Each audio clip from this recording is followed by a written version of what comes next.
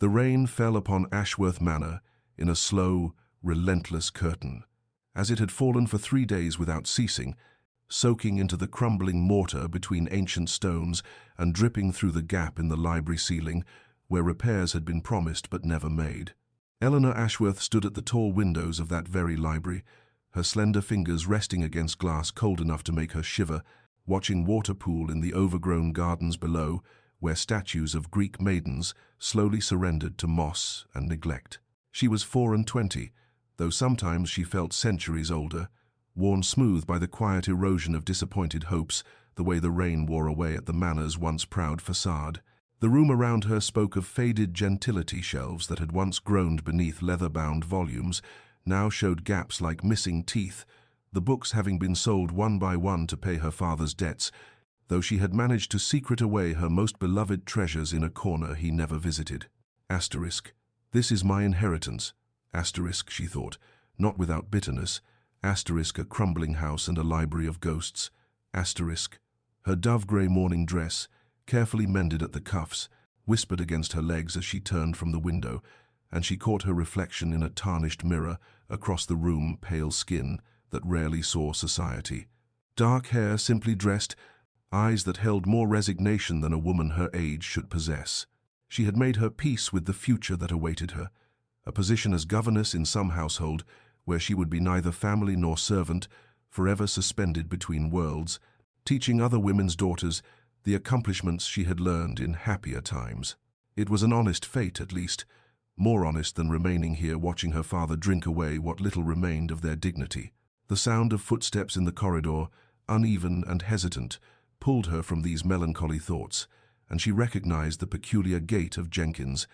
their elderly butler who had stayed on despite months of unpaid wages out of loyalty to her late mother's memory. He appeared in the doorway bearing a silver salver that had somehow escaped the creditors, and upon it lay a letter with a seal she did not recognize, deep crimson wax, stamped with what appeared to be a falcon in flight. "For your father, Miss Eleanor," Jenkins said, his voice carrying a note of something she could not quite identify, hope, perhaps, or apprehension. "From a London solicitor. He is in the study and requests that you attend him after he has read it." Eleanor's heart performed a strange flutter against her ribs.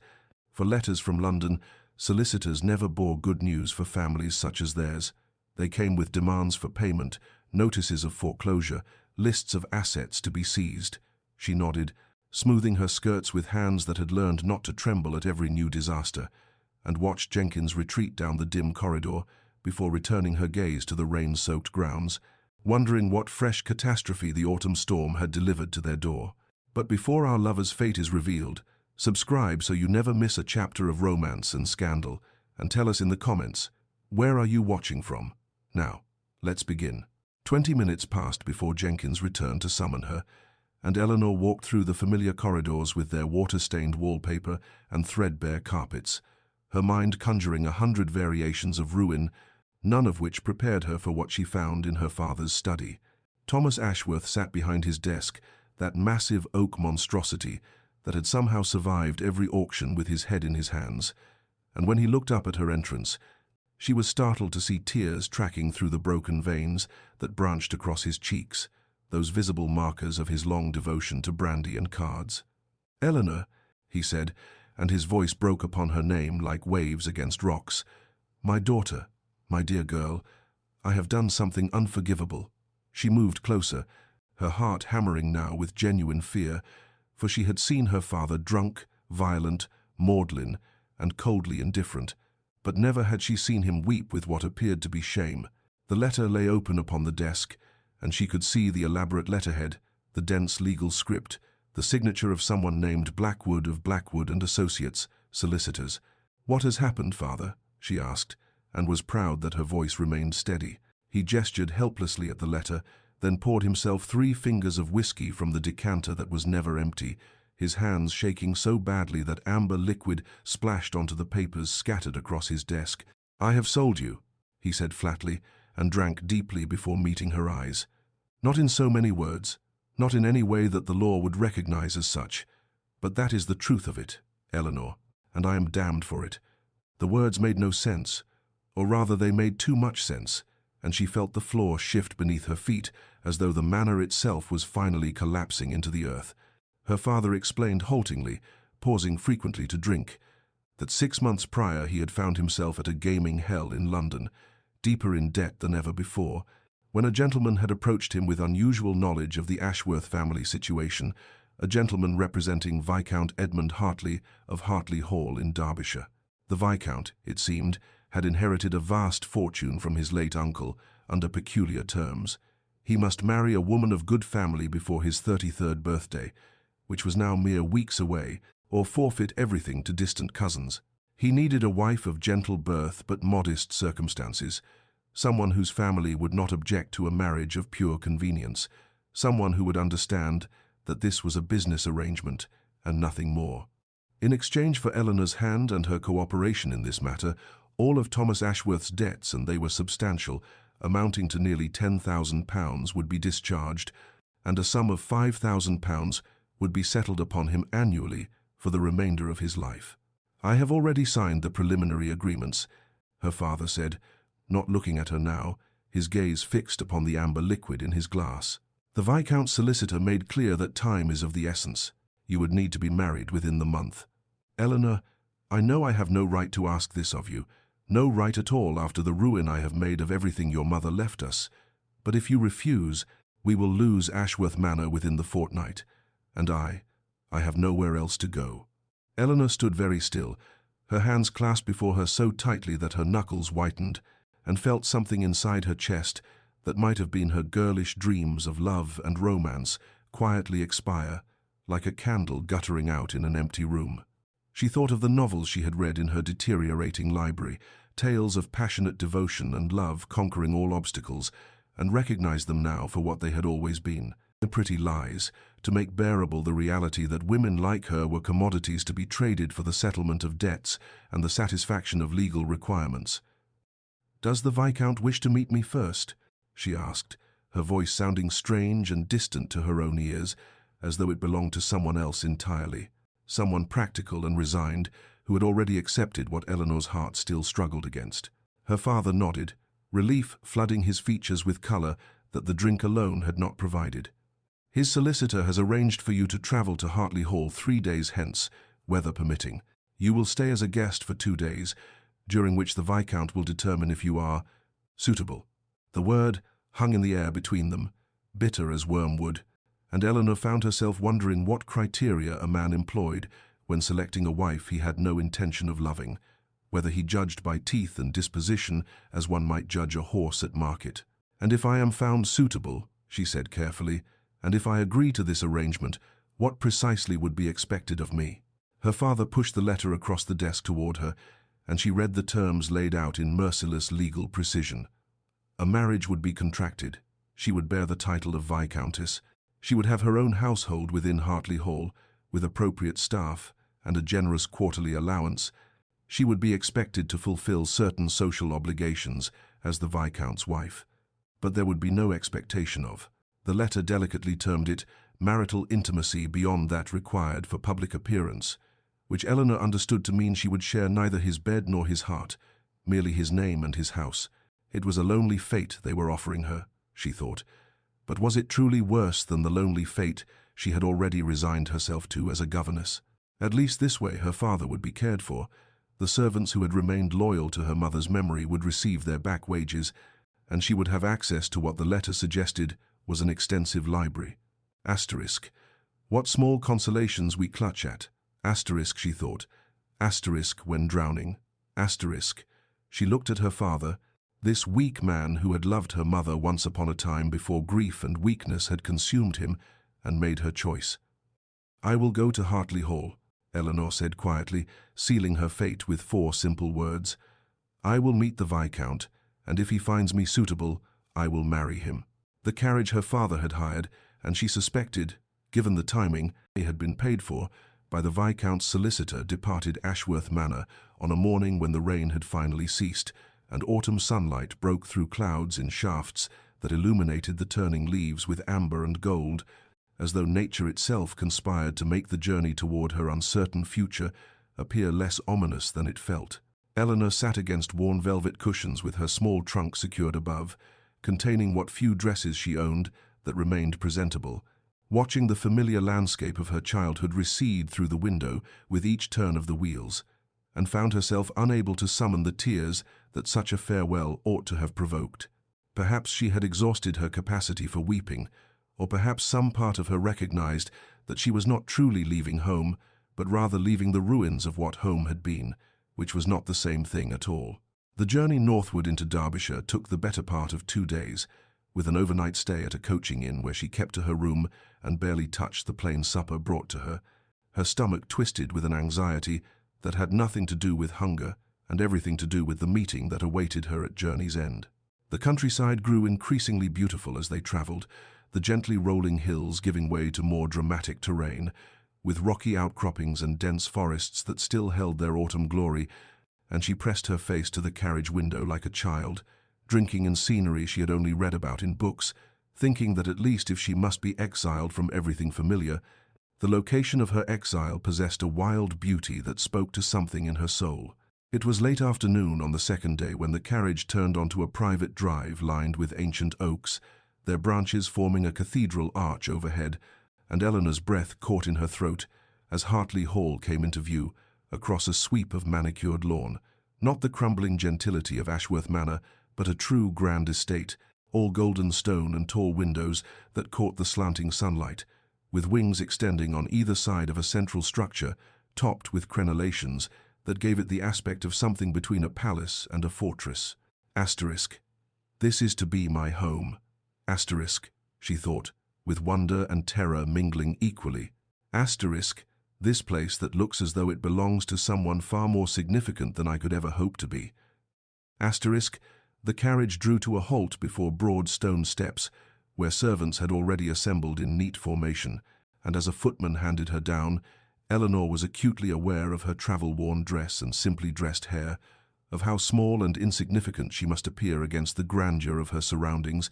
and she had to resist the urge to climb directly back into the carriage and beg the driver to return her to her crumbling manor and her familiar poverty. But then the great doors opened, and a man emerged who could only be Viscount Edmund Hartley, and Eleanor found herself unable to look away despite the cold formality of his bearing. He was tall, perhaps a hand's breadth over 6 feet,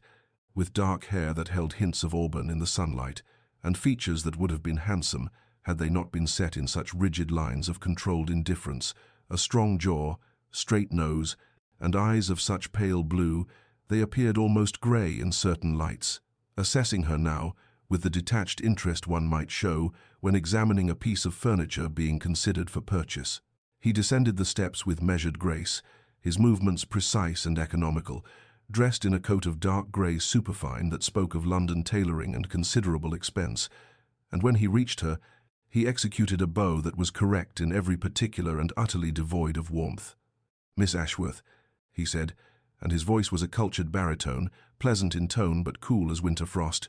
"Welcome to Hartley Hall. I trust your journey was not too arduous." Eleanor curtsied, grateful that her governess had drilled proper deportment into her years ago, and met his eyes with what she hoped was appropriate composure. "Lord Hartley, thank you for your hospitality. The journey was quite comfortable. A lie, but a small one, and she suspected he neither believed her nor cared whether the journey had been comfortable or torturous. He offered his arm with the mechanical politeness of someone fulfilling a social obligation, and led her up the steps into an entrance hall so magnificent that she had to consciously prevent her mouth from falling open marble floors in patterns of cream and grey, a double staircase curving upward to a gallery above, oil paintings in gilt frames, depicting what she assumed were Hartley ancestors, and a chandelier of such size and crystal brilliance that it must have cost more than Ashworth Manor's entire worth. "Perhaps you would care to refresh yourself before we speak," Edmund said, already gesturing to a woman who had appeared as silently as a ghost, middle-aged, dressed in black, with keys at her waist that marked her as the housekeeper.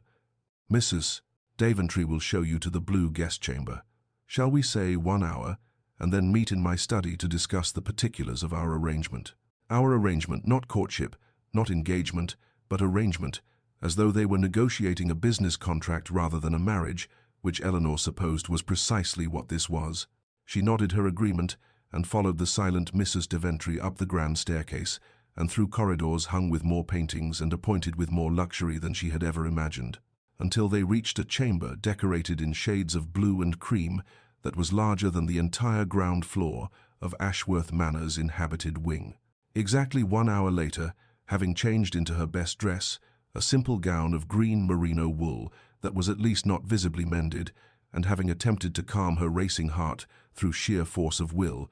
Eleanor found herself seated across a massive mahogany desk from the man who proposed to make her his wife, without ever pretending to feel anything for her beyond cold expedience. Edmund's study was lined with law books and estate ledgers, masculine and austere, and he sat in his leather chair with perfect posture, his pale blue eyes fixed upon her with that same assessing quality, as though he were still determining whether she would suit his purposes. "I believe in plain speaking, Miss Ashworth," he began without preamble, "so let me be absolutely clear about what I am offering and what I expect in return. My uncle's will stipulates that I must marry before my 33rd birthday, which falls in 3 weeks' time, or forfeit the Hartley fortune and estates to my cousin Theodore, a man whose profligacy and poor judgment would see everything our family has built over generations destroyed within a decade. I have no intention of allowing that to occur. I require a wife of good family to satisfy the terms of the will. In exchange, you will have the title of Viscountess, a generous allowance, your own household within this one, and the freedom to pursue whatever interests you wish within the bounds of propriety. What I do not require, and indeed do not wish, is the sentimental entanglement that so often accompanies marriage. We will maintain separate apartments, separate lives wherever possible, and will come together only when social obligation demands the appearance of a united front. There will be respect between us, certainly, and courtesy, but there will be no pretense of affection where none exists." Eleanor listened to this speech, with her hands folded in her lap to keep them from trembling, and felt that last fragile hope she had not even realized she still harbored, that perhaps this man might come to care for her, that perhaps this arrangement might someday soften into something real, die quietly in her chest. "And children?" she heard herself ask, her voice steady despite the turmoil within. "The will makes no mention of heirs," Edmund replied coolly, "so that matter I leave entirely to your discretion. If you prefer that our marriage remain one of name only, I am content with that arrangement. My cousin Theodore has sons who may inherit after me." He spoke of it so casually, as though he were discussing whether to plant barley or wheat, and Eleanor understood with painful clarity that this man had built walls around his heart so high and thick that no feeling could scale them, and he had no intention of allowing her past those fortifications. "I find your terms acceptable, Lord Hartley," she said quietly, and watched something flicker in those pale eyes, relief perhaps, or was it something darker, something that might have been disappointment quickly suppressed? "Then we are agreed," he said, rising and extending his hand across the desk as one might to seal a business transaction. Eleanor stood and placed her hand in his, and felt the warmth of his palm against hers, the strength in his fingers as they clasped hers briefly before releasing, and thought that this was the most intimate contact they might ever share, this businesslike handshake in a study that smelled of leather and beeswax and the faint ghost of tobacco. "I will have the marriage contracts drawn up immediately," Edmund continued, already turning his attention to papers on his desk, dismissing her in all but words. "We will marry in London in a fortnight, quietly, and return here directly after. I believe you will find Hartley Hall comfortable enough, Miss Ashworth,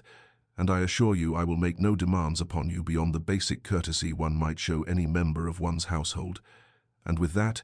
Eleanor's fate was sealed as thoroughly as if the contract had already been signed and witnessed, bound to a man who looked at her with eyes like winter sky, and promised her everything except the one thing she had not even known she wanted until it was explicitly denied, the possibility that he might someday love her. The wedding took place on a grey morning in London, when November rain fell against the windows of the small chapel Edmund had selected, precisely because it was unfashionable and unlikely to attract attention,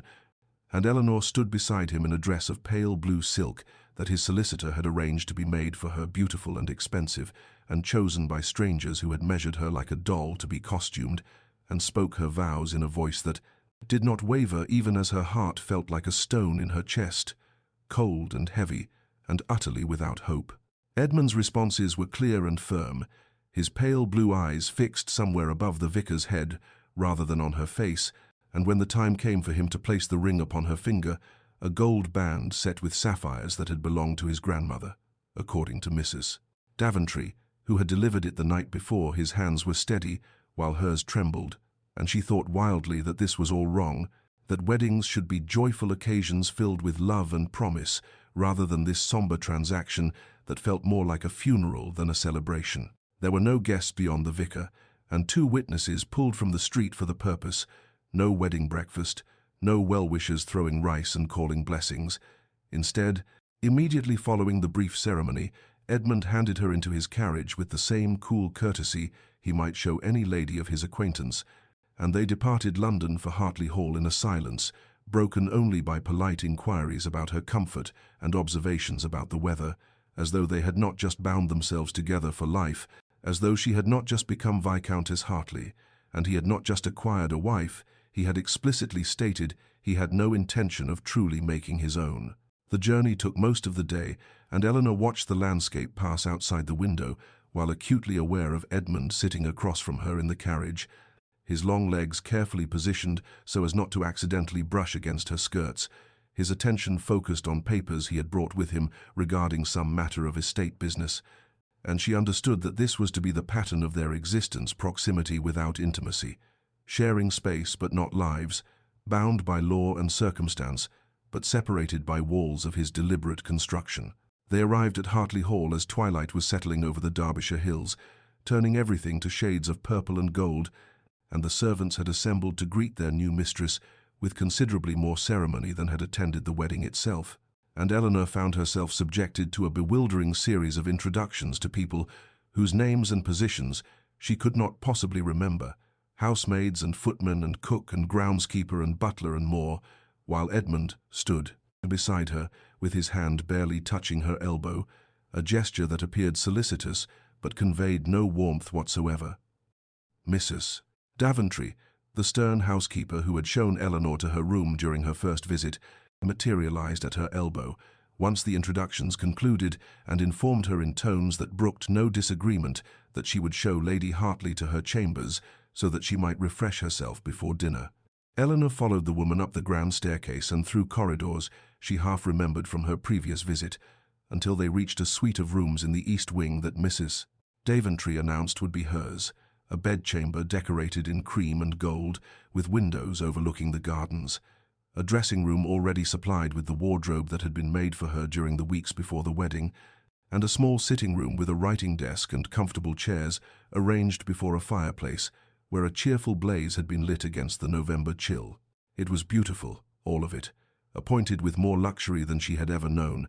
and it was also utterly separate from Edmund's own chambers, which Mrs. Daventry informed her were located in the west wing, quite on the other side of the house, an arrangement that ensured maximum privacy for them both. The housekeeper left her with instructions that dinner would be served at 8 o'clock in the formal dining room, and Eleanor stood alone in the center of her beautiful, lonely chamber and understood with painful clarity that this was her wedding night, that she was a married woman, now a viscountess, mistress of this grand estate, and that she would spend it entirely alone, that there would be no tender words or gentle touches or any of the intimacy she had read about in books and heard whispered about by married women, because the man she had just wed had made it abundantly clear that he wanted nothing from her except her name on a marriage certificate and her cooperation in maintaining the fiction that they were anything more to each other than legal strangers sharing a house. She did not weep, though tears pressed behind her eyes. Instead, she allowed her new lady's maid, a competent woman named Martha, who had been assigned to her to help her out of her wedding dress and into an evening gown of emerald silk, to arrange her hair in a style more elaborate than she had ever worn, and when she looked at herself in the mirror, she saw a woman who appeared every inch the Viscountess, beautiful and elegant and perfectly composed, with only her eyes betraying the desolation that filled her heart. Dinner was served in a dining room so vast that she and Edmund sat at opposite ends of a table that could easily accommodate 20, separated by an expanse of polished mahogany and elaborate silver candelabra, and they ate course after course of exquisitely prepared food that Eleanor could barely taste, while making stilted conversation about the estate and the weather, and nothing whatsoever of any significance, and when the meal finally, mercifully concluded, Edmund rose and informed her that he had urgent correspondence to attend to and bid her good night with a formal bow, and Eleanor returned to her solitary chamber and lay awake in her grand four-poster bed, listening to the silence of Hartley Hall and wondering how it was possible to feel so utterly alone while surrounded by such abundance. Weeks passed in a rhythm of such profound loneliness that Eleanor sometimes wondered if she had become a ghost, haunting the grand corridors of Hartley Hall, visible to the servants who curtsied and called her "my lady," but utterly invisible to the one person whose acknowledgment she craved, whose presence in her life remained as formal and distant as it had been the day they. Wednesday, she rose each morning in her solitary chamber, breakfasted alone in the small morning room that Mrs. Daventry had designated for her personal use, and then set about exploring the vast estate that was now technically her home, but felt no more hers than if she had been a paying guest at an inn, walking through rooms so perfectly appointed and maintained that they seemed like museum displays rather than spaces meant for living, touching beautiful objects with tentative fingers and feeling like an intruder in her own house. The grounds became her refuge, the only place where she felt she could breathe without the weight of all that cold perfection pressing down upon her, and she discovered gardens that had once been magnificent but now showed signs of neglect. Not ruin, for the staff maintained them adequately, but the kind of gentle decline that comes when no one who truly cares tends them, when gardeners follow instructions, but no guiding passion shapes their work. There was a rose garden in particular, situated beyond the south terrace and enclosed by ancient stone walls, where dozens of varieties had been planted in what must have been a glorious profusion of color and scent, but now the beds wanted weeding, the roses needed proper pruning, and the whole space had an air of melancholy abandonment that resonated with something in Eleanor's own heart, as though she and this garden were kindred spirits, both neglected and forgotten despite being surrounded by abundance. Dinners remained an ordeal of formal silence, she and Edmund seated at opposite ends of that interminable table, while servants brought course after course of food she barely tasted, and any attempts at conversation beyond the most banal observations about weather or estate business died quickly, strangled by Edmund's monosyllabic responses and the rigid set of his shoulders that declared more clearly than words that he had no interest in anything approaching intimacy, even the simple intimacy of genuine conversation. He was unfailingly polite, always rose when she entered a room, always inquired after her comfort and whether she had everything she required, but his pale blue eyes, when they rested on her, which was rarely and only briefly, held no warmth, no curiosity, no interest whatsoever, as though she were a responsibility he had undertaken and discharged, and now need think of no further. She observed him from a distance, catching glimpses of him riding out early each morning to inspect the farms and meet with tenants, seeing him in his study bent over ledgers and correspondence with that same meticulous attention he brought to everything, noting the respect with which the servants spoke of him and the efficiency with which the entire vast machinery of the estate operated under his management, and understood that whatever else Edmund Hartley might be, he was neither lazy nor careless, in that he took his responsibilities with utmost seriousness, even if his responsibilities apparently did not extend to acknowledging his wife's existence beyond the bare minimum courtesy required. It was during one of her explorations of the house that she discovered the locked music room on the second floor of the west wing, a set of double doors of polished walnut that refused to open when she tried them, and when she inquired of Mrs. Daventry, the housekeeper's expression had shuttered completely, and she said only that his lordship kept that room locked and preferred it remain so, in a tone that made clear the subject was not open for discussion. But then one morning, perhaps 3 weeks after their wedding, Eleanor entered the library, a magnificent 2-story room lined with thousands of books that had quickly become her favorite sanctuary, and discovered that the shelves had been augmented with new volumes, dozens of them, and when she examined them with wonder and growing bewilderment, she realized they were all recently published novels and poetry collections, the very sorts of books she loved best. And when she asked Mrs. Daventry about them, the housekeeper said that his lordship had arranged for them to be sent from London, had apparently instructed his bookseller to provide a selection of the latest literary works that might appeal to Lady Hartley's tastes. And Eleanor stood there among the new books with tears pricking her eyes, because it was such a small gesture, really, merely ensuring the library was stocked with reading material, but it was also the first indication that Edmund had thought about her at all, had considered what might bring her pleasure, and had acted upon that consideration, and she did not know what to make of this man, who would not speak to her beyond cold courtesy, but who somehow knew what books she would love, and made certain she had them. Eleanor's understanding of her husband began to shift not through any grand gesture or dramatic revelation, but through small observations accumulated over days and weeks like snow gathering on a windowsill, each flake insignificant alone but together, creating something substantial enough to notice. She witnessed him one December morning from the library window as he spoke with the Brennan family, tenant farmers whose eldest son had taken ill, and though she could not hear the words exchanged, she saw Edmund's posture lose some of its characteristic rigidity, saw him crouch down to speak directly to the youngest Brennan child, who clutched her father's hand, saw him place what must have been coins into Mrs. Brennan's palm and close her fingers over them when she tried to refuse,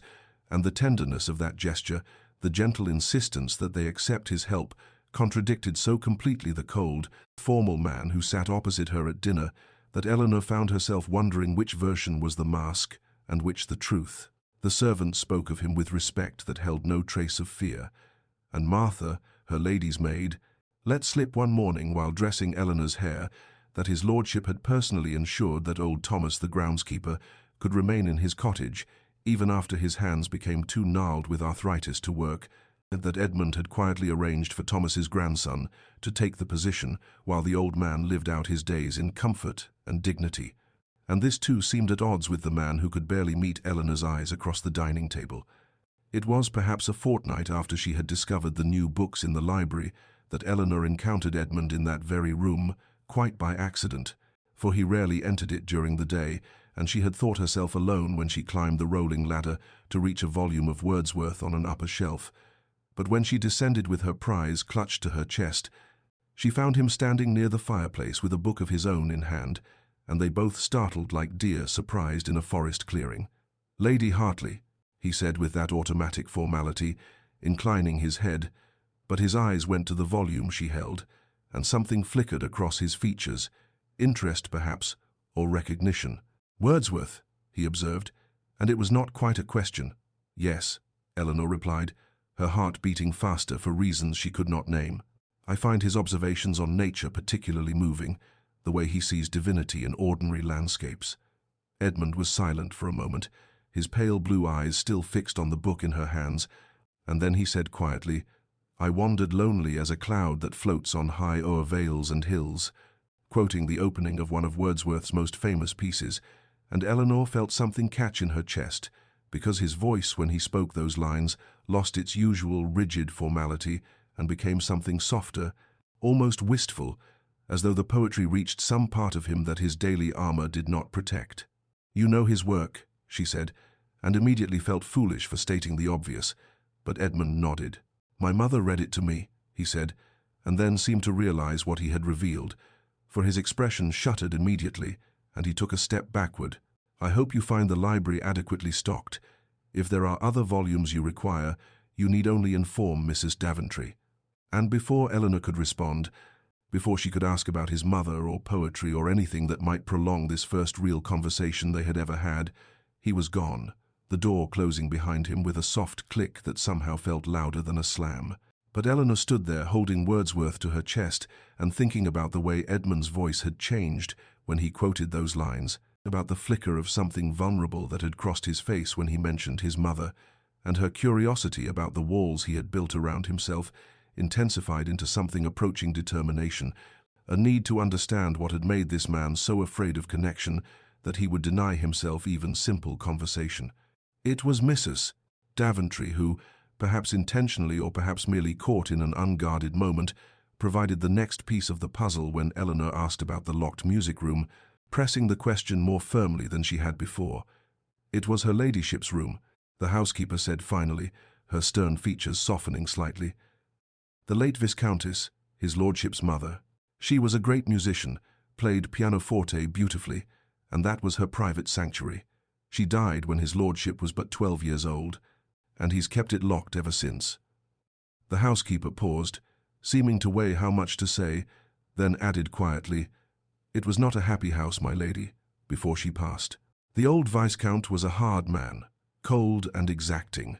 Her music was the only warmth in these halls, and when it stopped, she did not finish the sentence, but Eleanor understood, and suddenly Edmund's rigid control and careful distance made a terrible kind of sense. He was his father's son, raised in coldness, and perhaps he knew no other way to be. The storm arrived on a Tuesday evening in late December,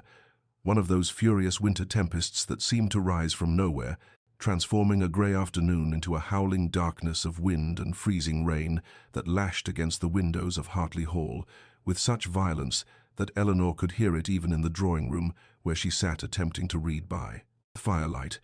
and when the dinner hour arrived, she made her way to the dining-room, expecting the usual frigid formality, but found instead that the storm had somehow altered the very atmosphere of the house, as though the wildness outside had breached the careful control within. Edmund was already seated, but instead of maintaining his position at the distant head of the table, he had moved to a chair much closer to where Eleanor customarily sat, and when she entered, he rose with his habitual courtesy. But there was something different in his expression,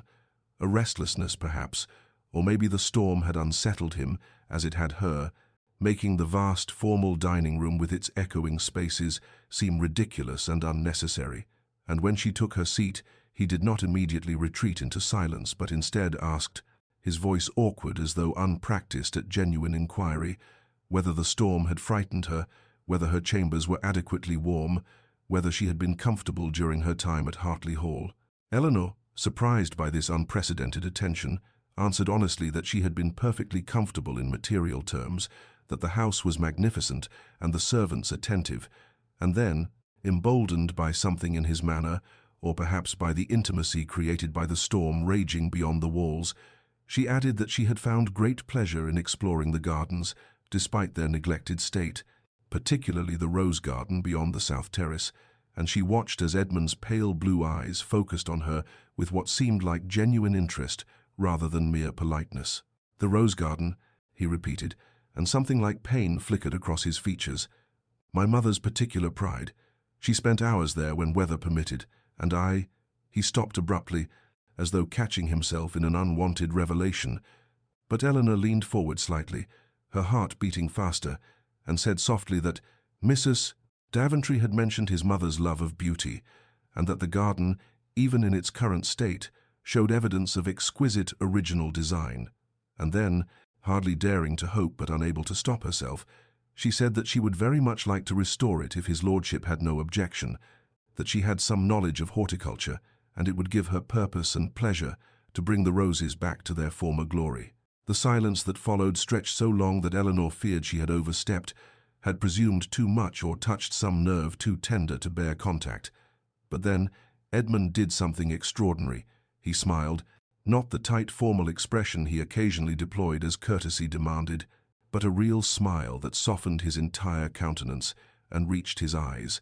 transforming him momentarily into someone younger and less burdened. And he said quietly that nothing would please him more than to see the garden restored, that his mother would have loved knowing someone cared for her roses again, and he would arrange for whatever resources Eleanor required, gardeners and supplies and anything she deemed necessary. From that evening forward, something shifted between them, subtle as spring's first thaw but undeniable, and Eleanor threw herself into the garden project with passionate dedication,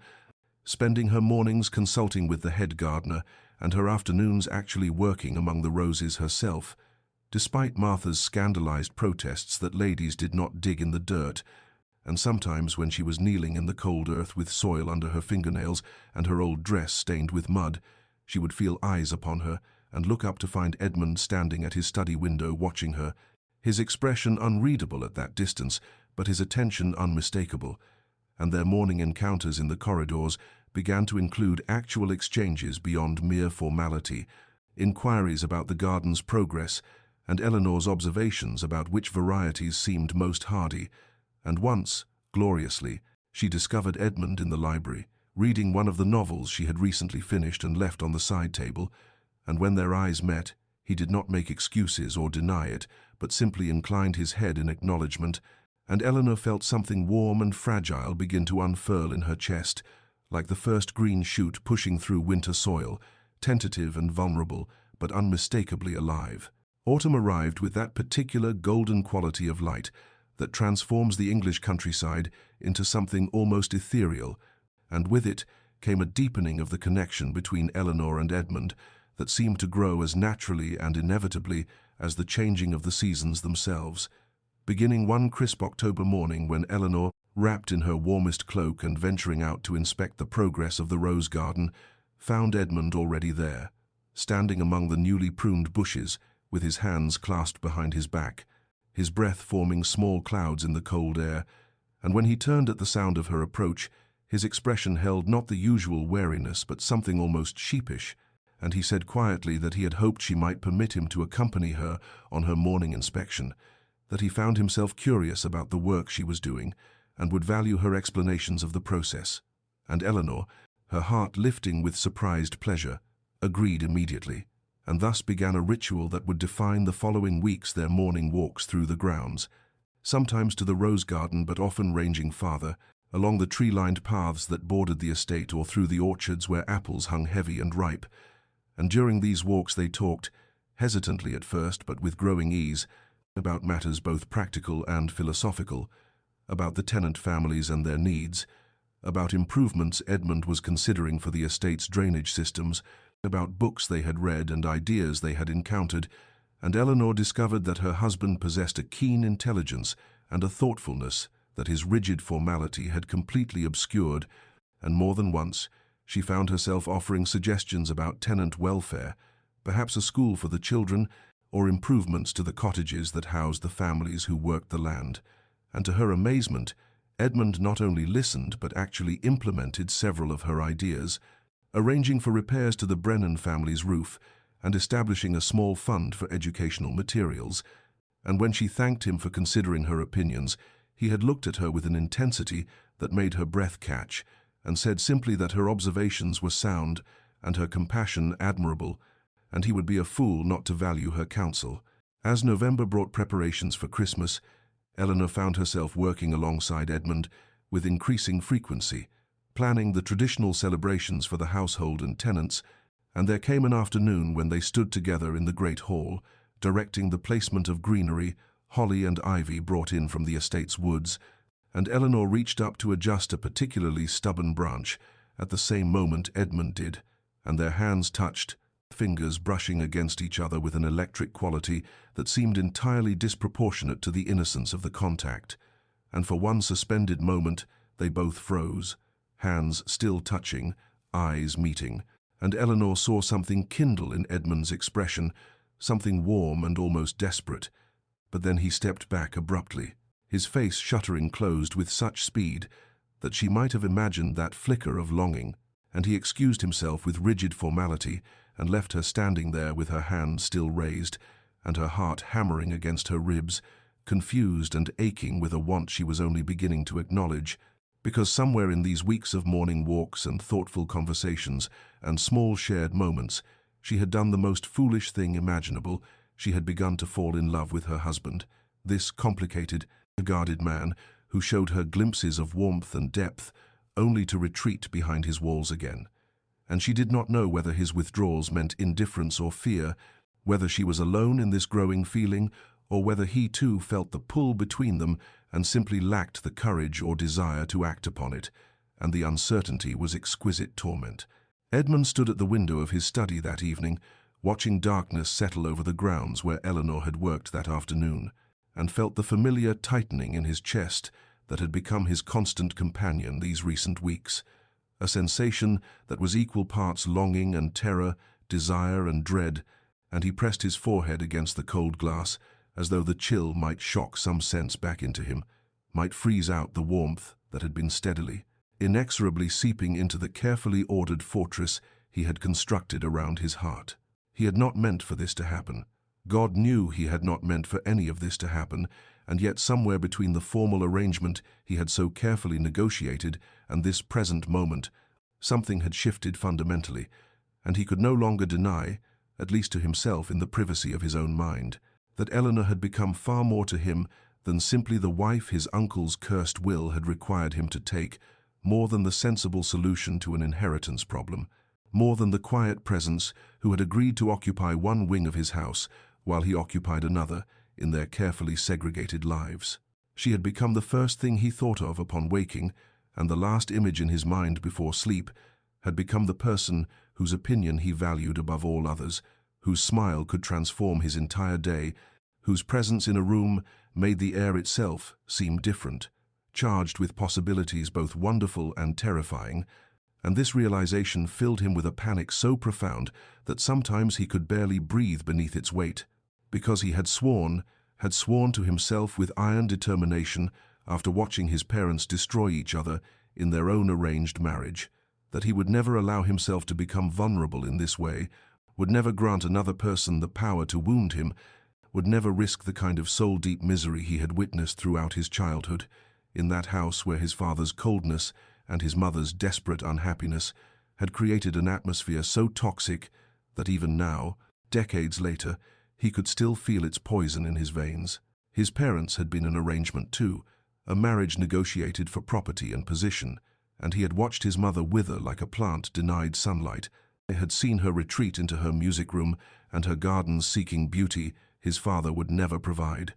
had witnessed his father's contempt for what he called her weaknesses, her emotions, her needs, her very existence, and Edmund had learned early that love was dangerous, that opening one's heart was an invitation to suffering, that safety lay in distance and control and the careful management of all feeling, and when his uncle's will had forced him into this marriage, he had raged against it precisely because it threatened to crack the protective walls he had spent years perfecting. But Eleanor, with her quiet dignity and unexpected strength, with her intelligence and her kindness to the tenants, and with the way she transformed the gardens and filled the library with her presence, and never once demanded more than he had offered in their original agreement. Eleanor had somehow slipped past his defenses without him even realizing it was happening, and now he stood at this window, watching the shadows swallow the rose garden she had restored, and felt himself being pulled towards something that terrified him more than anything else in his carefully ordered life, felt the walls he had built beginning to crumble, and his determination to maintain distance was engaged in brutal warfare with his desperate desire to surrender, to give in, to walk to her chambers right now and tell her everything he felt.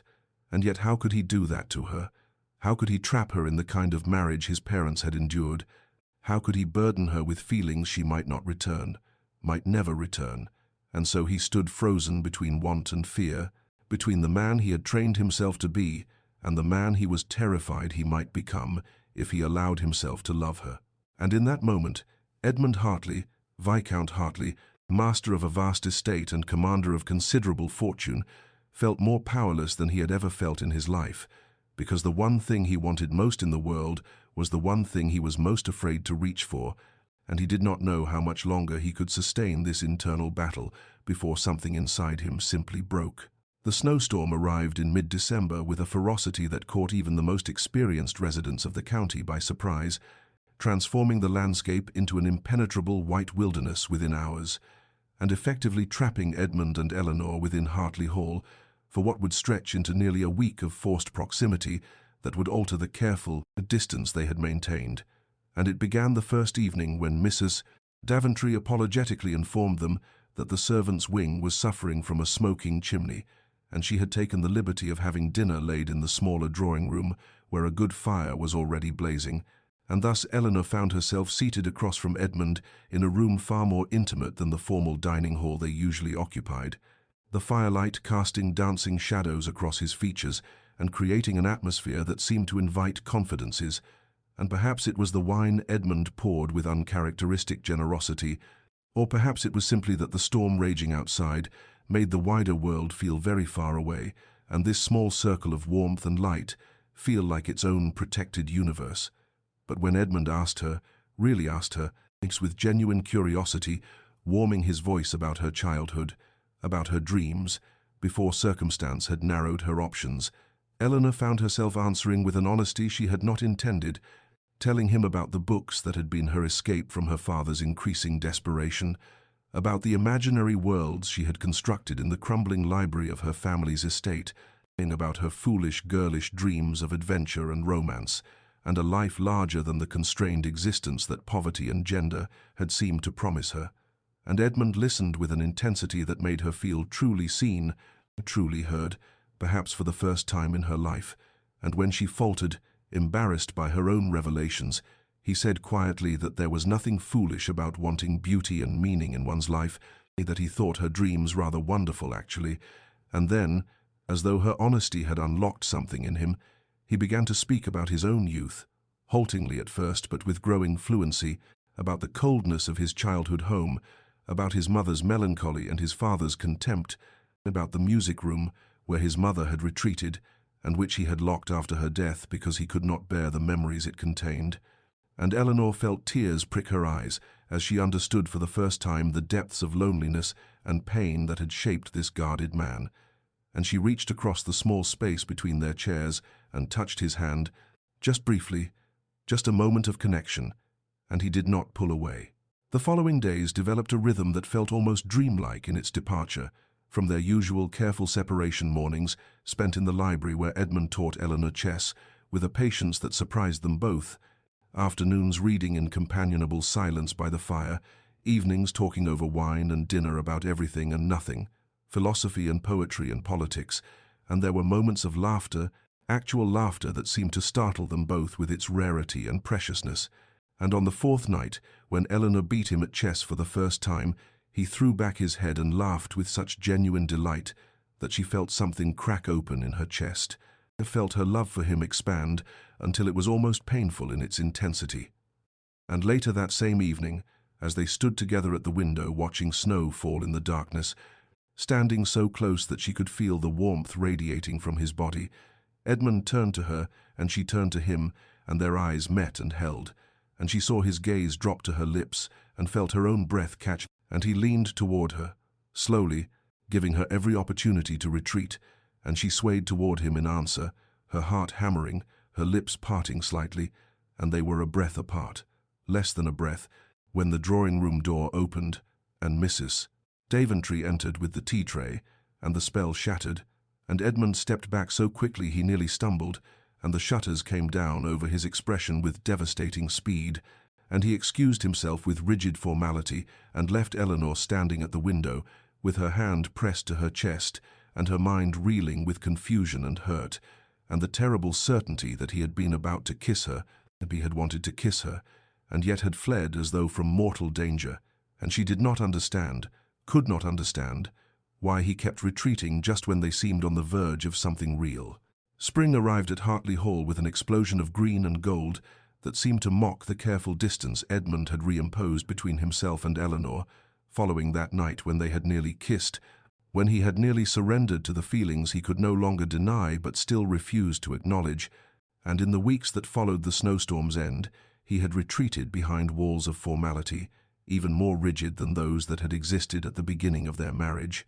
And Eleanor, confused and hurt by his withdrawal yet too proud to demand explanations, had matched his coolness with her own careful politeness, and thus they had drifted through February and March in a state of exquisite mutual misery, speaking only when necessary, taking meals in silence, avoiding each other's eyes, and it was therefore with considerable surprise that Eleanor received Edmund's message in early April that business required his presence in London to finalize certain legal matters related to the estate, and that he insisted the word was underlined twice in his note that she accompany him on the journey. And when she had asked Mrs. Daventry whether the housekeeper knew why Lord Hartley would require her presence for what was surely tedious legal business, the older woman had given her a look that suggested she knew far more than she was saying, and murmured that perhaps his lordship simply wished for company on the long journey, and Eleanor had not known what to make of this but had agreed nonetheless, and thus on a mild April morning she found herself seated across from Edmund in the luxurious confines of the Hartley carriage as it rolled southward toward London through countryside, alive with spring flowers and birdsong that seemed to emphasize the strained silence within. Edmund had handed her into the carriage with more care than was strictly necessary, his hand lingering on hers for just a moment longer than required, and she had noticed that he sat not in the corner farthest from her, as she might have expected, but rather in the seat directly across where he could see her face, and throughout the morning as they travelled, he watched her with an intensity that was almost unnerving, and when the carriage jolted over a rough patch of road and she was thrown slightly forward, his hand shot out to steady her with reflexive protectiveness, and he did not immediately withdraw his touch. And Eleanor felt her heart begin to race at this small gesture that suggested perhaps his coldness masked something quite different,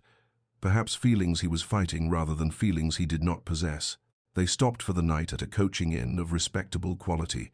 and Edmund secured rooms for them with meticulous attention to propriety, booking a private dining parlour where they shared dinner in an atmosphere thick with unspoken words, and Eleanor noticed that he filled her wine-glass with unusual frequency, and his own as well, as though seeking courage from the bottle,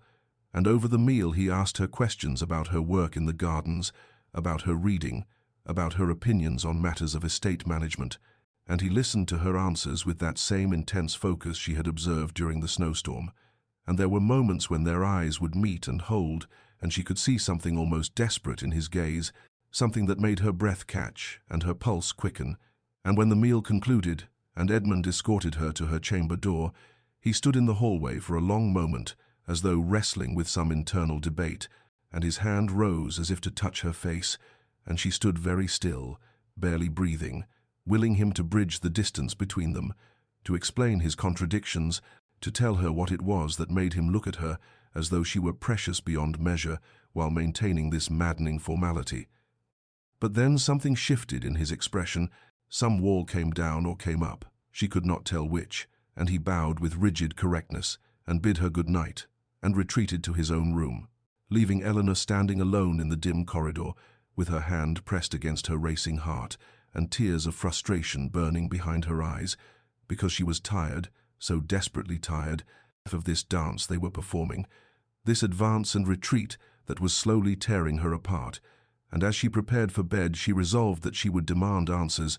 would force this conversation they had been avoiding, would not let him hide any more behind politeness and propriety, because whatever was or was not between them, whatever feelings he did or did not harbor, she deserved to know the truth rather than exist in this agonizing uncertainty. And tomorrow, she promised herself, tomorrow when they reached London and completed his business, she would find her courage and ask him directly what she had become to him, beyond simply the wife his uncle's will had required him to take. And with this resolution, she finally slept, unaware that by the next evening, everything between them would be transformed in ways she could not possibly anticipate. That crisis was approaching on a lonely road and would force into the open all the truths they had been so carefully concealing. The morning dawned clear and mild as they departed the coaching inn, Edmund handing Eleanor into the carriage with that same careful attention she had observed the previous day, his hand lingering perhaps a moment longer than necessary on hers, his eyes searching her face as though committing it to memory, though she could not have known why such intensity shadowed his gaze, could not have guessed at the strange premonition that had troubled his sleep and made him suddenly, urgently grateful for every moment in her presence. And they had been travelling perhaps 2 hours along an increasingly isolated stretch of road that wound through dense woodland, when the carriage lurched to an abrupt halt, and Edmund's expression shifted instantly from contemplative to alert, his body tensing in a way that made Eleanor's heart begin to race even before she heard the coachman's shout of alarm. And then they appeared as if materializing from the very trees themselves, 4 men on horseback, faces obscured by dark scarves, the pistols gleaming in the spring sunlight, and Eleanor felt terror flood through her veins as she understood with crystalline clarity that they were being robbed. And Edmund moved with reflexive speed, positioning himself between her and the carriage door, his arm extending across her body in a gesture of protection that was as unconscious as breathing. And his voice when he spoke was perfectly calm, perfectly cold, the voice of a man who had spent a lifetime mastering his reactions and would not show fear even in the face of mortal danger. The leader of the bandits dismounted and approached the carriage with insolent confidence, his pistol held with the casual ease of one accustomed to violence, and he demanded their valuables in tones that carried the edge of cruelty, and Edmund replied with icy civility that they would surrender their possessions without resistance, and there need be no violence, and he removed his pocket watch and the ring from his finger and handed them through the window while keeping his body positioned protectively before Eleanor, and when the bandit demanded Eleanor's jewelry, Edmund's jaw tightened, but he turned to help her remove her necklace and earrings, his fingers brushing her neck with infinite gentleness that contrasted starkly with the violence humming in the air around them. And Eleanor was trembling but trying desperately not to show it, trying to match Edmund's composure even as terror clawed at her throat. And for a moment it seemed the ordeal might end without worse harm, that the bandits would take their plunder and disappear back into the forest. But then the leader's eyes fixed on Eleanor with an attention that made her skin crawl, and he said something crude about pretty ladies and whether perhaps she might fetch a ransom far greater than mere jewels. And Edmund's composure shattered like glass, and he leaned out of the carriage window, despite Eleanor's gasped protest, and told the man in tones of absolute frost that he would die before allowing anyone to touch his wife. And Eleanor heard the possessiveness in those words. His wife, said with a fury and protectiveness that transcended mere duty or honor. And the bandit laughed, a sound without humor, and raised his pistol with deliberate menace, and pointed it not at Edmund, but at Eleanor, and time seemed to slow and crystallize as Edmund's eyes met hers for one eternal moment that contained everything they had never said to each other, every feeling they had hidden and denied. And she saw love there, blazing and undeniable, saw it as clearly as if he had shouted it. And then Edmund moved. He moved with a speed that seemed impossible, lunging across the carriage interior, even as the bandit's finger tightened on the trigger. And Eleanor's scream was already forming in her throat when the pistol discharged, with a sound that seemed to tear the very fabric of the world, a crack of thunder that echoed through the quiet woodland and sent birds exploding from the trees in terrified flight. And Edmund's body collided with hers, bearing her backward against the carriage seat, his arms wrapped around her in absolute protection. And for one suspended heartbeat, Eleanor did not understand what had happened, knew only that Edmund was holding her with desperate strength, that his breath was hot against her neck, that his weight pressed her down as though he would shield her from the world itself. And then she felt the wetness spreading between them, warm and terrible, and Edmund made a sound that was half gasp and half groan, and when he tried to straighten his face had gone chalk white, and his left arm hung useless at his side. And blood, so much blood was spreading across his coat in a dark stain that seemed to grow even as she watched in horror, and Eleanor's scream, when it finally came, was a sound of pure anguish, as she understood with sickening clarity that Edmund had taken the bullet meant for her, had deliberately put his body between her and death, and he was looking at her with eyes that struggled to focus, and his right hand came up to touch her face with infinite tenderness, and he whispered her name like a prayer before his strength failed, and he collapsed against her, and she caught him as best she could, her hands frantically pressing against the wound in his shoulder, even as blood welled hot and terrifying between her fingers,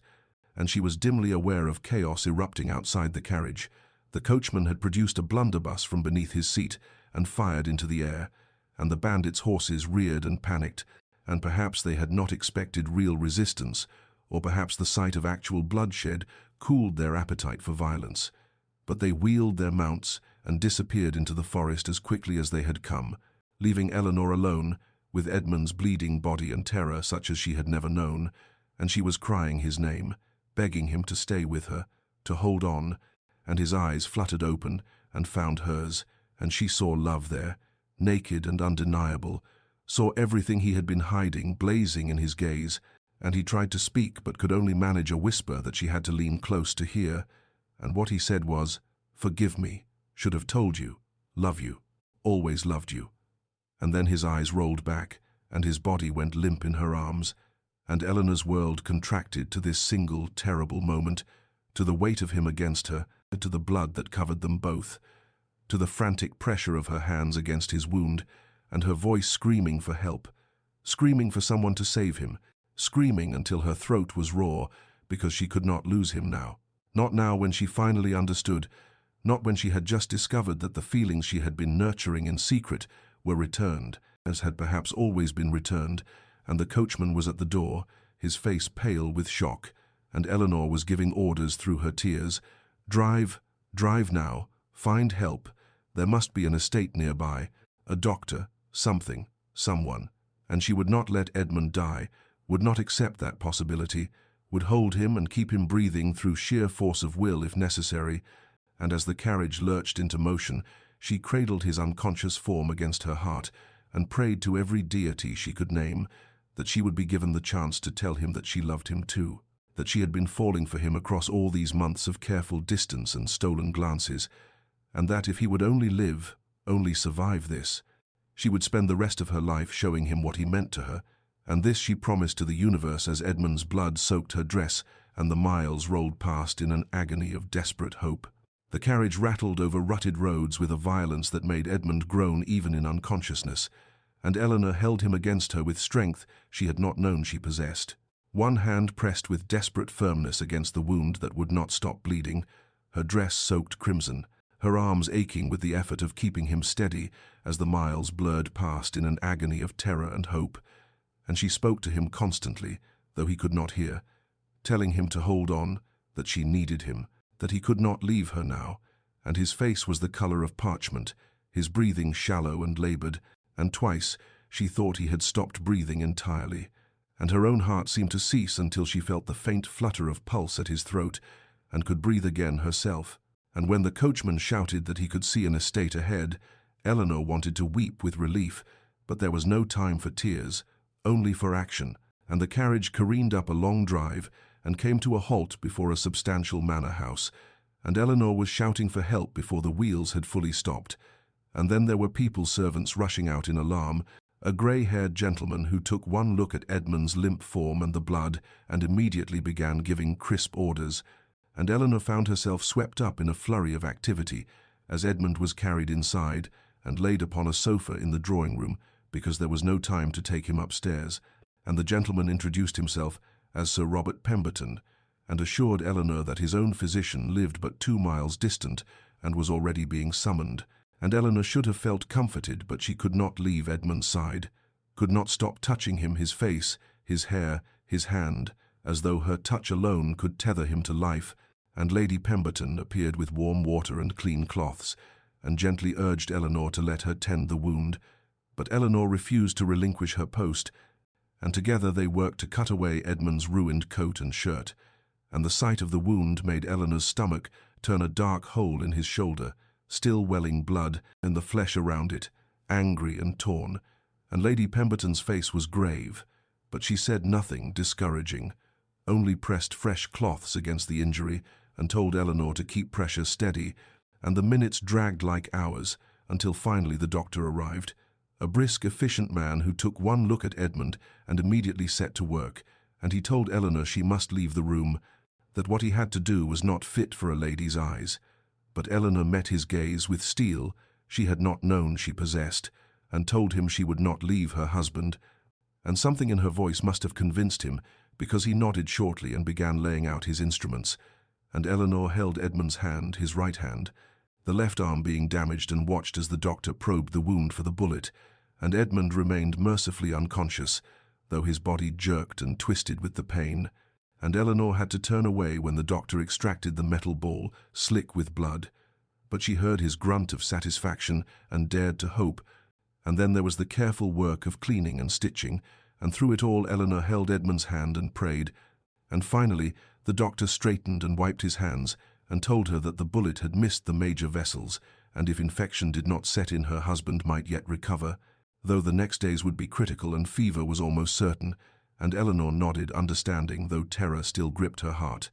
And when Edmund was finally bandaged and settled and carried upstairs to a guest chamber, Eleanor followed like a shadow, and when they laid him on the bed, she sank into the chair beside him and took his hand again, and would not be moved, not for food or rest or the concerned suggestions of Lady Pemberton, and as afternoon faded to evening and evening to night, Eleanor kept her vigil, watching the too pale face of her husband, watching the shallow rise and fall of his chest, and once in the deep hours of night his eyes fluttered open briefly and found hers, and he whispered her name like a benediction, and then, "Forgive me. Should have told you."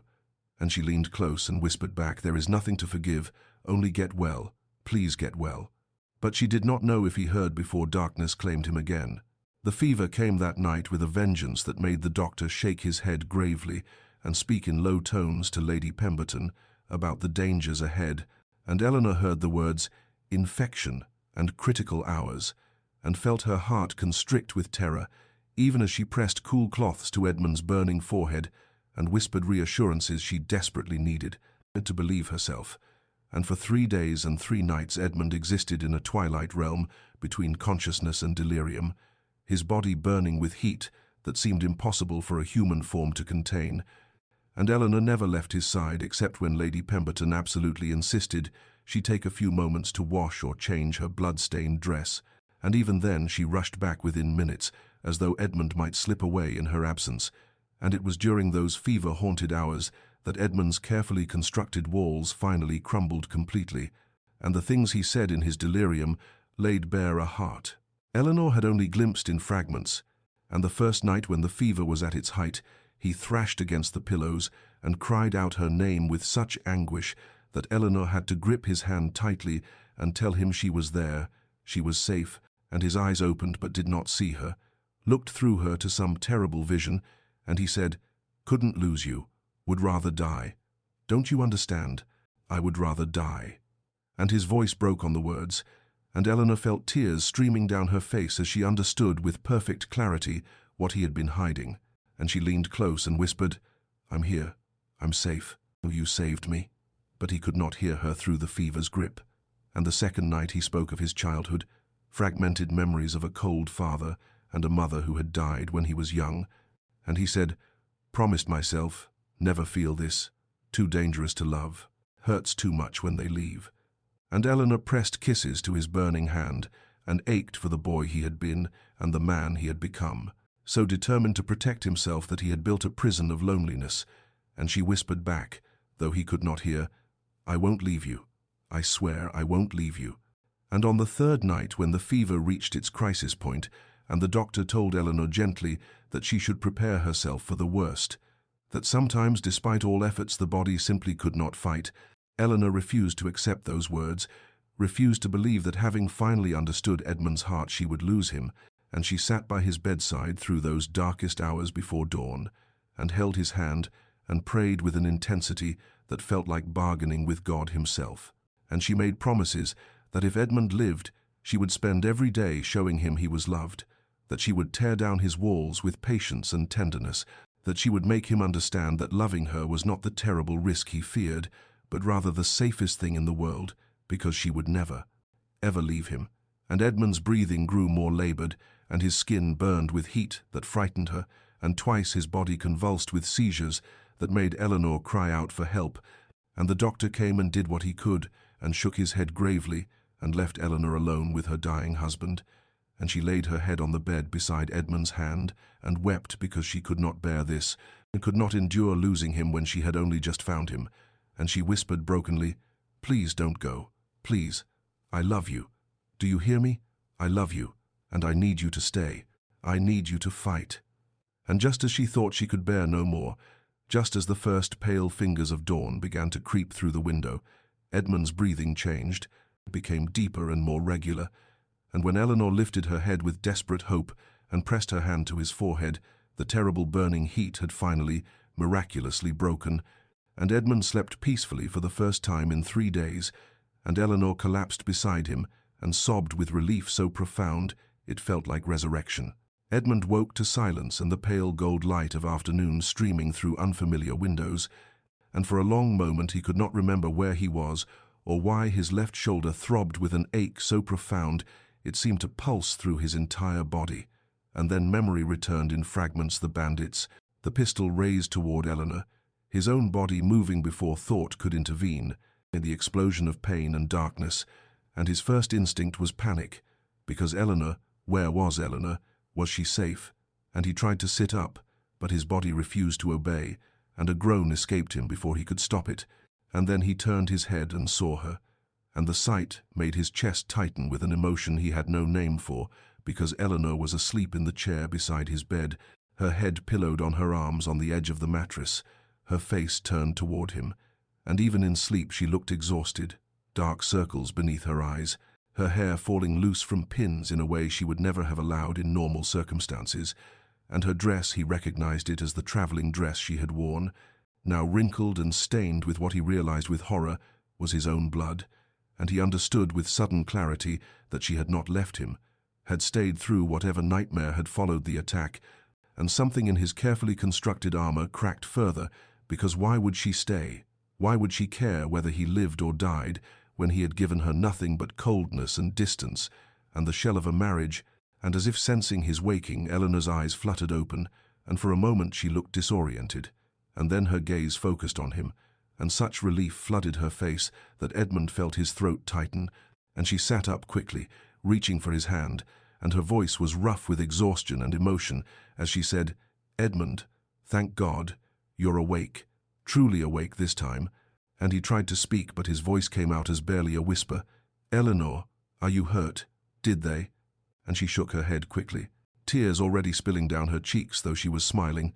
"No, no, I'm perfectly well. You saved me. Don't you remember? You stepped in front of me and took the bullet that was meant for me." And Edmund closed his eyes because he did remember that moment of absolute clarity when he had seen the pistol aimed at her and known with perfect certainty that he would die before he let her be harmed. And he had acted on instinct, but it had not been instinct at all. It had been love, the very thing he had sworn never to feel, and now in his weakened state he could not summon the energy to hide it. And when he opened his eyes again, Eleanor was watching him with an expression he could not read, and he said weakly, attempting to retreat into familiar formality even now, "Why are you here, Eleanor? You should be resting, should not trouble yourself." And she interrupted him, her voice suddenly fierce.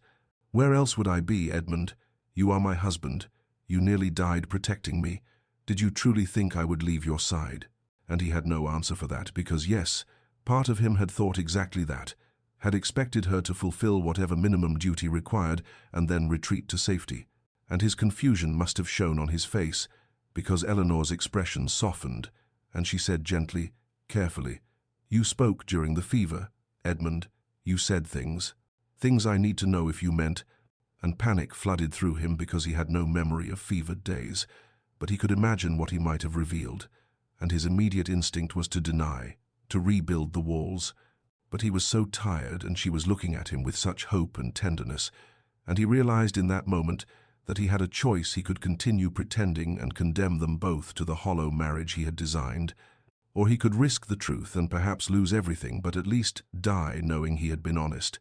And the word die echoed in his mind, and he thought of how close he had come to leaving this world without ever telling Eleanor what she had come to mean to him, and suddenly the risk of honesty seemed far less frightening than the certainty of continued loneliness. And so Edmund took a shaking breath and met his wife's eyes, and said with halting vulnerability, What did I say?" Eleanor felt her heart hammering in her chest as she looked at Edmund's vulnerable face, at the fear and hope warring in his fever-weakened eyes, and she knew that this moment would define everything that came after, that her answer would either build a bridge between them or leave them stranded forever on opposite shores. And so she took a steadying breath and said softly, her voice trembling with emotion, "You said you would rather die than lose me, that you couldn't bear it if I were hurt. And you spoke of being afraid to love because everyone you loved had left you." And she watched Edmund's eyes close briefly, as if in pain, saw his jaw tighten as he fought for composure even now, and she squeezed his hand gently and continued, "And Edmund, I need you to know, I need you to understand that I love you too, that I have loved you for months now, perhaps from the moment you first smiled at me in the rose garden, or perhaps even before that. In all those small kindnesses, you thought I didn't notice the books in the library chosen specifically for my tastes, the way you implemented every suggestion I made for the tenants, and the way you watched me from your study window when you thought I couldn't see." And Edmund's eyes flew open, startled, and she saw the sheen of tears there, and her own vision blurred as she said, "I fell in love with you gradually, the way spring arrives, so slowly you don't notice until suddenly everything is in bloom, and I have been so lonely, Edmund, wanting to reach you but not knowing how to breach those walls you had built so high." And Edmund made a sound that was half sob, half laugh, and tears spilled down his face, and it was the first time Eleanor had ever seen him cry, the first time she had witnessed this proud and controlled man allow himself such vulnerability, and he said brokenly, "I never wanted to trap you in the kind of marriage my parents had, Eleanor. I watched my mother wither in loneliness because my father could not love her, and I swore I would never inflict that pain on anyone, and so I thought if I kept my distance, if I never allowed myself to feel. Then at least I would not hurt you with false promises." And his voice cracked. "But I failed. God help me. I failed because you are so beautiful and kind and intelligent, and every day I found it harder to maintain the pretense of indifference, and every night I lay awake, knowing you were just down the corridor, and I had no right to go to you, no right to tell you that I was falling in love with my own wife." And Eleanor was crying now too, and she leaned forward carefully, mindful of his injury, and cupped his face in her hands and said fiercely, "You have every right, Edmund. You have always had that right. I am your wife, and I want to be your wife in truth, not just in name. And I need you to understand that I am not your mother, and you are not your father. We are ourselves, and we have the power to build something different, something true." And Edmund reached up with his good hand to cover hers, and he whispered, "I love you, Eleanor. I love you so much it terrifies me, and when I saw that pistol aimed at you I knew I would die 1,000 times before I let you be harmed. And I am still afraid, but I am more afraid of losing you by never having told you the truth." And Eleanor smiled through her tears and leaned down and kissed him, soft and tender and full of promise, and it was their first real kiss, not the perfunctory brush of lips at their wedding, but a true meeting of hearts. And despite his weakness, Edmund's hand came up to tangle in her hair, and when they finally parted they were both breathless, and Edmund whispered against her lips, "Promise me you'll stay. Promise me this is real." And Eleanor kissed him again and murmured, "I promise. I swear to you. I will spend the rest of my life proving it to you." And they held each other as afternoon light spilled across them like a blessing, and everything that had been broken between them began, finally, to heal. The weeks of Edmund's recovery unfolded with a tenderness that Eleanor had once thought impossible, and they remained at the estate where they had taken refuge, a modest manor belonging to a distant cousin of Edmund's who had graciously offered his home and discretion. And in those quiet days, while Edmund's shoulder slowly healed, something far more profound mended between them, and Eleanor discovered that caring for Edmund in his vulnerability was not a burden but a gift, because he allowed her to see him completely, without pretense or walls, and she would sit beside him for hours reading aloud, while he listened with eyes closed and a slight smile on his lips, and sometimes he would reach for her hand and simply hold it, as if reassuring himself that she was real and present. And Edmund proved to be a reluctant patient, chafing at his weakness and the doctor's stern orders to rest, and Eleanor found herself alternately scolding him when he tried to do too much, and laughing at his frustrated attempts to argue that he was perfectly capable of walking to the window unassisted. And these small domestic battles became precious to her because they were so beautifully normal, so utterly unlike the careful formality that had characterized their marriage before, and they talked during those long, quiet days as they had never talked before, honestly and openly about everything, about their childhoods and disappointments, about their hopes for the future and fears they had carried in silence, about what kind of marriage they wanted to build now that they had admitted the truth of their hearts. And Edmund spoke haltingly at first, still unused to such vulnerability, about his loneliness as a child in Hartley Hall's vast cold rooms, about watching his mother fade into melancholy and his father retreat into coldness, about his determination never to inflict such pain on another person, and his terror when he realized he was falling in love with Eleanor, because love seemed to him synonymous with inevitable heartbreak,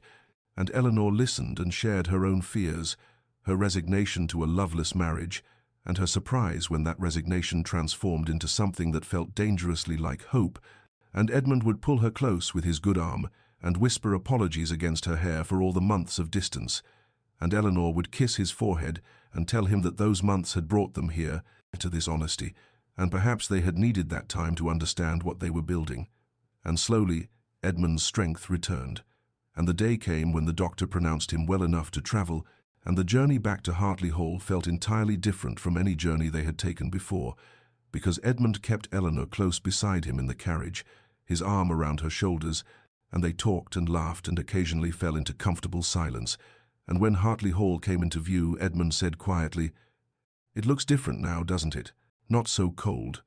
And Eleanor understood that it was not the house that had changed but them, and when they arrived, the servants lined up in formal greeting, but their eyes widened in shock because the Viscount was handing his wife down from the carriage himself, and keeping her hand clasped in his, and at dinner that first night back,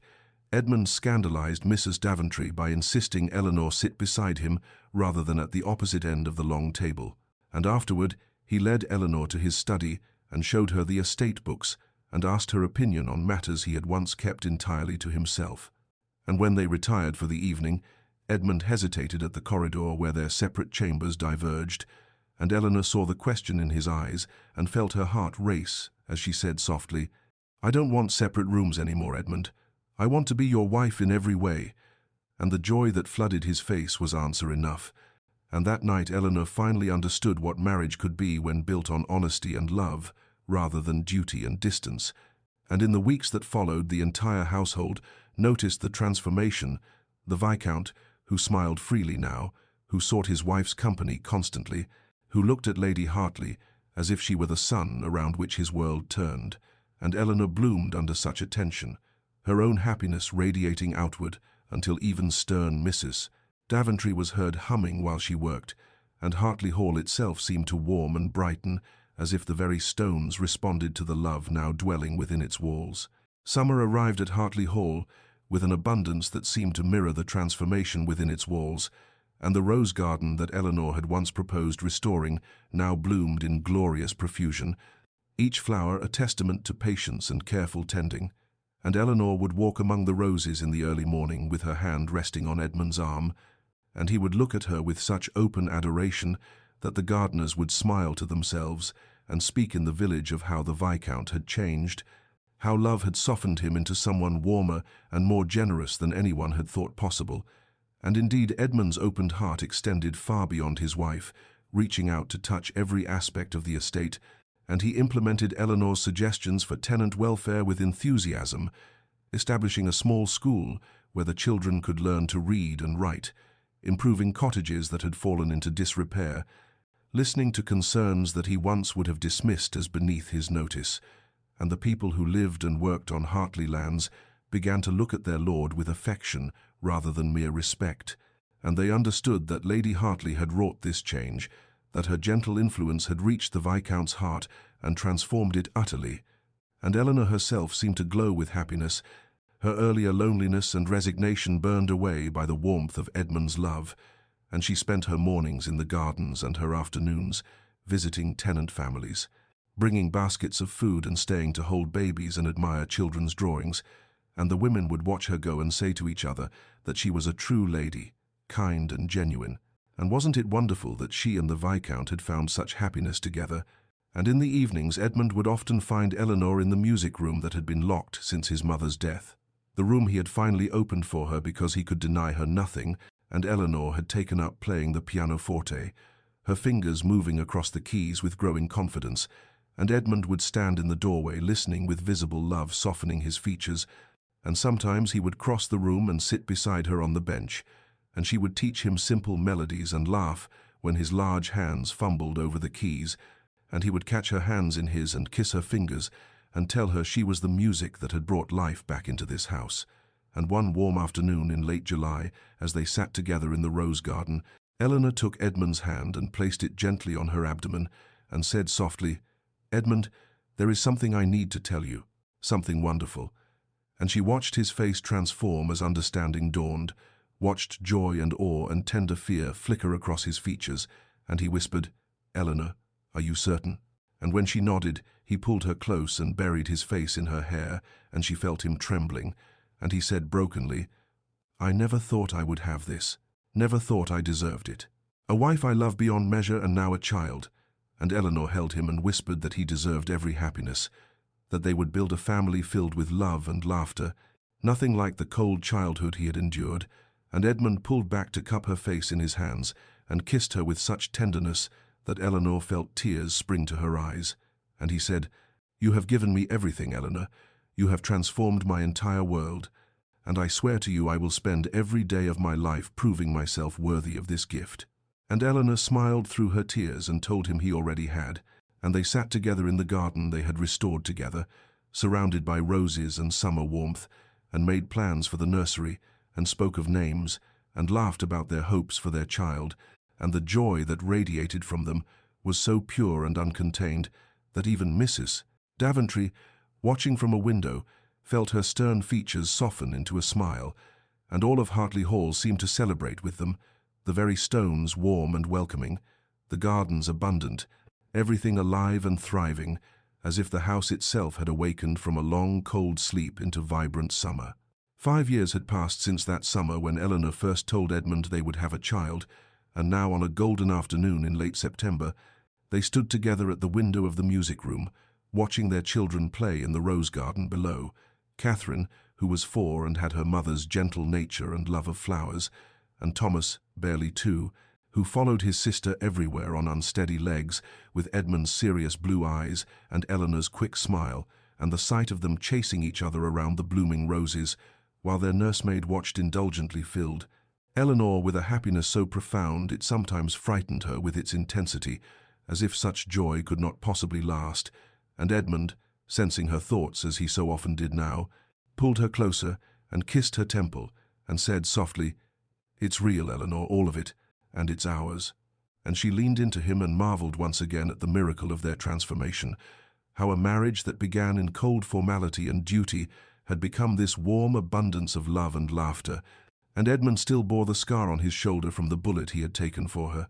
a silvered mark that Eleanor sometimes traced with her fingers in the quiet of their shared chamber, and he would catch her hand and kiss it, and tell her he would take 1,000 bullets if it meant keeping her safe,